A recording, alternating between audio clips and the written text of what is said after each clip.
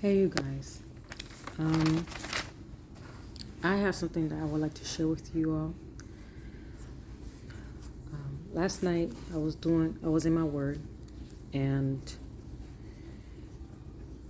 Holy Spirit gave me Proverbs 18, and I want to share something with you in regards of gossiping. And like, if you have been gossiping, or you know that someone that has been gossiping, or they're a gossiper, okay, this is for you. And you know you're someone that walk in the ways of God. This is, I'm bringing correction and conviction to you, okay? Because in speaking of gossiping, right? I was on this app called Enduring App. I recommend and suggest that you guys download that app, because it's a commentary app where it gives explanation of what the verse is speaking about.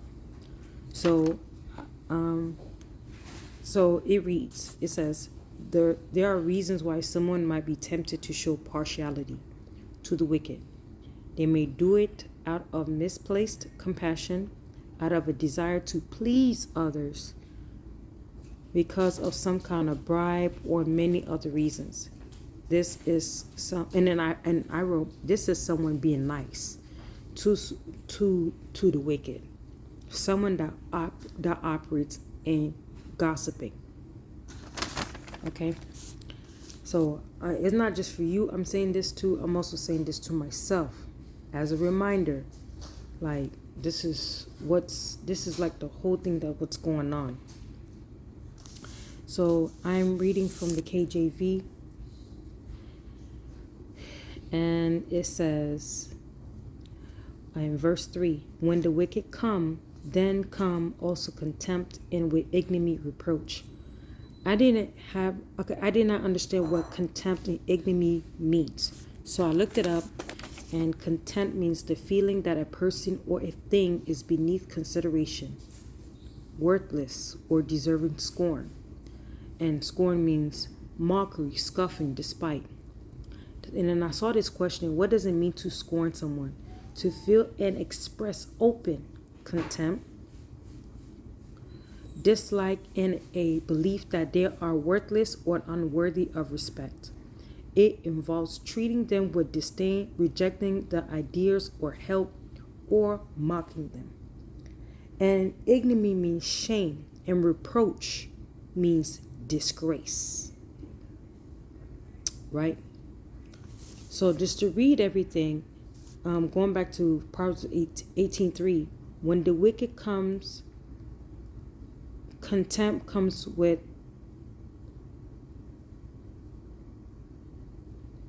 I'm sorry.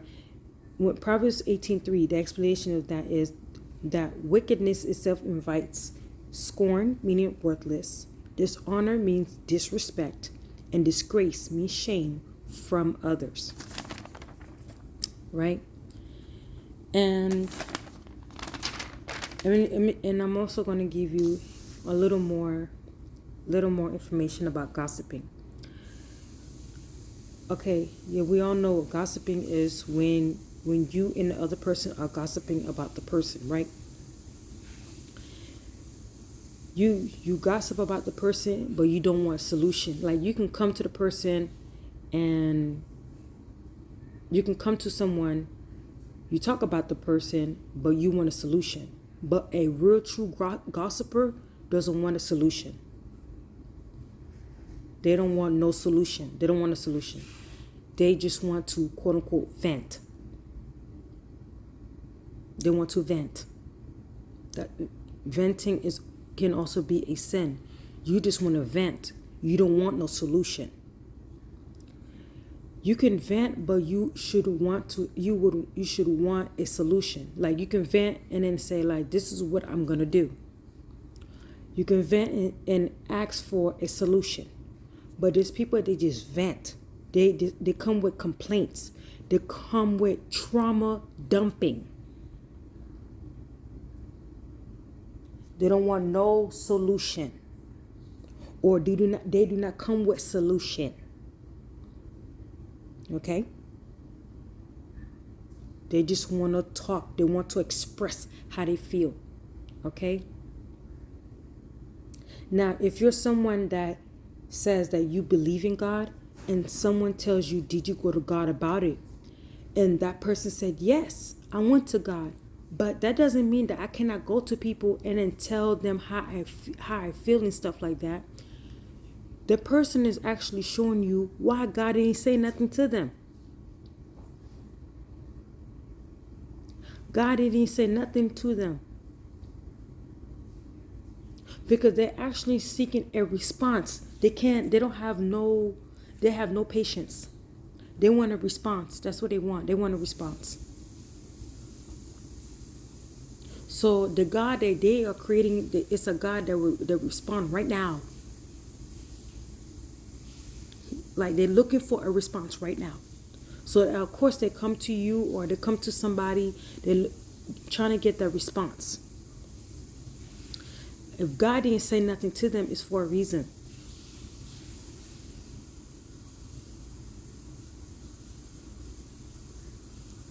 And I'm telling you, that person that gossips does not want a solution. They just want to come and tell their problems, and that's it.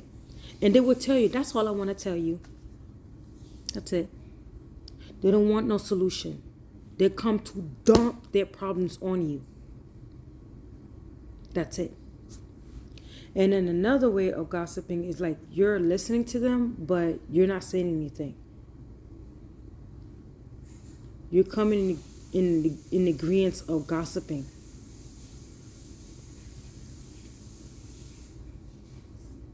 That's it. Like, you're literally in the presence of gossip. In the presence of the person that's operating in wickedness. Gossiping. Don't want no solution. Nor did he even seek a solution. You understand what I'm saying? All right. So, and then, okay, these are the characteristics of what a person is gossiping or a gossiper. They slander, they scorn, they are bitter, they're resentful, they're disgracing you, they're shaming you, you're worthless to them, disdain, tarnish. I had to look up what tarnish actually means. It said to lose or cause to lose luster, meaning gentle sheen or soft glow, especially as a result of exposure to air or moisture. So they're looking at you, speaking of you in a low light. And crazy about that is, in Hebrew it says blackening, to grow dim. To grow dim, and this is for the word tarnish. So they're not speaking about you in the right light. Okay?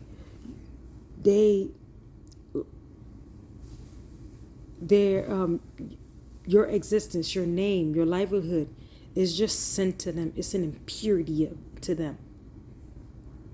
There's nothing about you that they like, or there's some things that they just don't like.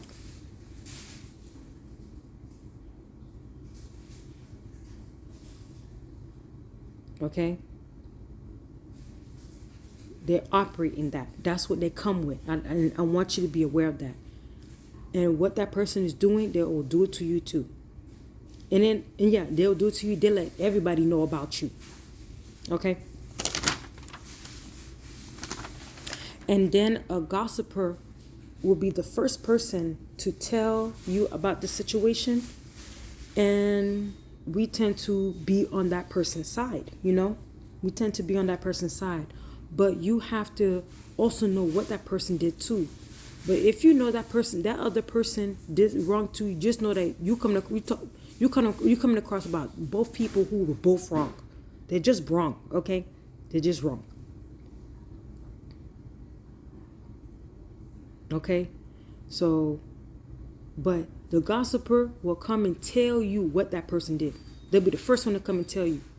And then where we're wrong at, we'll be on their side. There's your story, that person's story, and there's God's truth. So when you only side with that person, you one-sided the situation.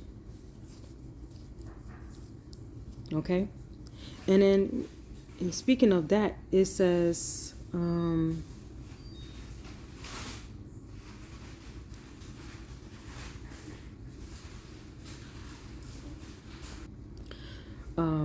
it also says here in verse 6, chapter 18, a fool's lips enter into contention, meaning disagreements, debate, arguments, and his lips are like the snare trap of his soul.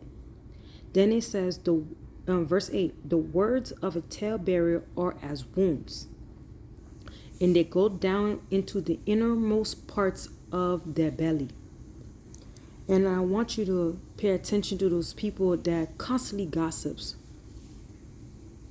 They're sick. They're sick. They got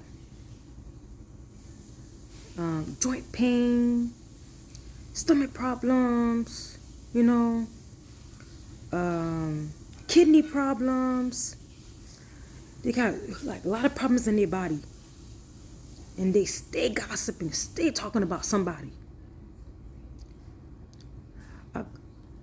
A gossiper is someone that,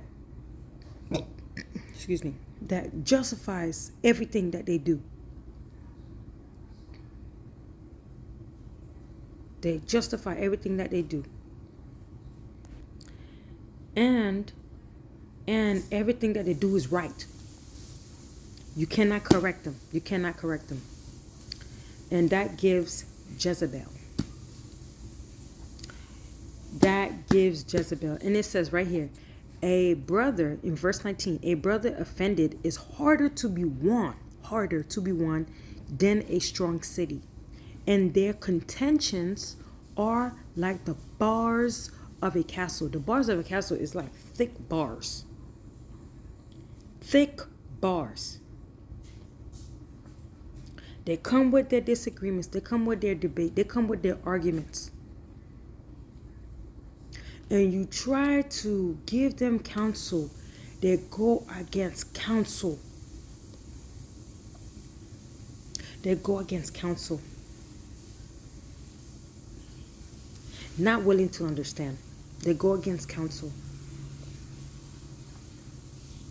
Right?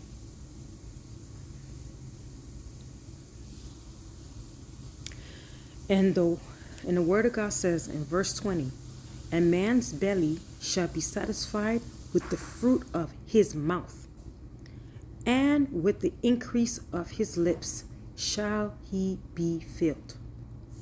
Then it goes on to verse 21. Death and life are in the power of the tongue, and they that love it shall eat the fruit thereof. Jesus said this plainly. He said, it's not what you eat, it's what that comes out of your mouth. It's not what you eat, it's what that comes out of your mouth.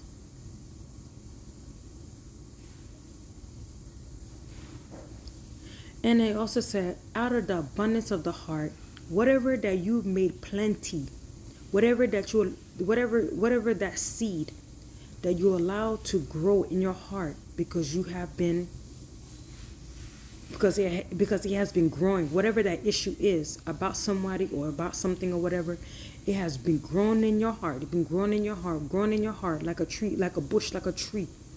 Out of the abundance of your heart, the mouth speaks. The mouth speaks.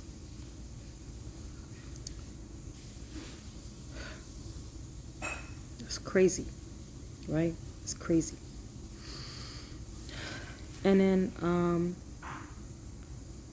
also a gossiper, it says that a fool's lips into contention, and his mouth call for strokes. A fool's mouth is his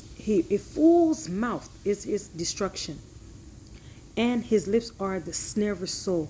Do you know that their own words, they position themselves to self-destruct like that, like that? They destroy their own selves. God says he will curse those that curse you. And he also said, a curse without a cause shall not stand. But for a gossiper or somebody that's gossiping, a curse that has a curse with a cause shall stand, because you're working against yourself. And then let me tell you, if you're someone that's, you don't want to gossip. You don't want to be into that. But you do it because you love that person, whether they're your friend or family or whatever, or it might be your co-worker, your boss. You don't want to get on that person's bad side or whatever. It says here, if it is not good to accept the person of the wicked, to overthrow the righteous in judgment. You can get in trouble too when you're participating, when you're engaging, when you're anticipating this situation, gossiping about somebody. You can get in trouble too. They're already coming with that. You didn't come with that. They're coming with that.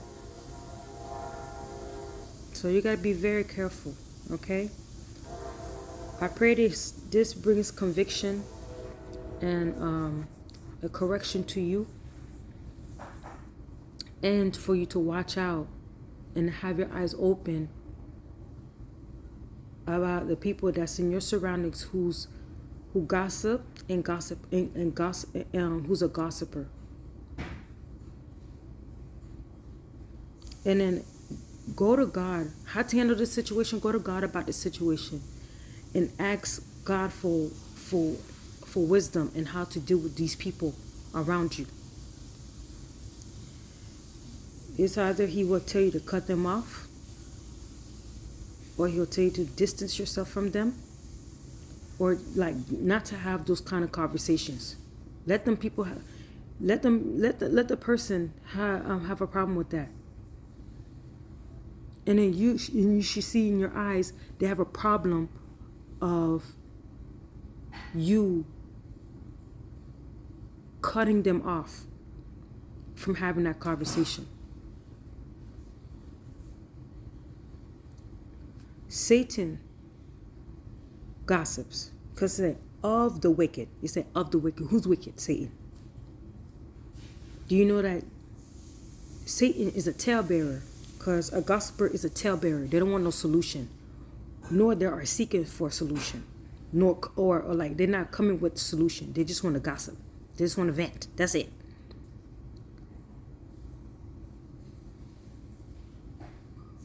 Satan is a talebearer, because in the Bible it says that he come to the courtroom to accuse the brethren. He's the accuser of the brethren.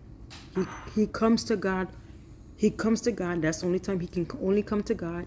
He cannot come to God's kingdom with anything else, but to do that. He comes to God and accuse you of the things that you're doing. He accused the righteous. Okay? He accused what you're doing. He comes there to accuse. That's it. He's a talebearer. And then the person that gossip, they're also seeking revenge. They want to talk about what happened to you. Little did they know, there's people they're seeking revenge. There's people they're not seeking revenge. But if they can go ahead and talk about you, they speaking revenge, because they're slandering your name. They're smothering your name with insults, with blows.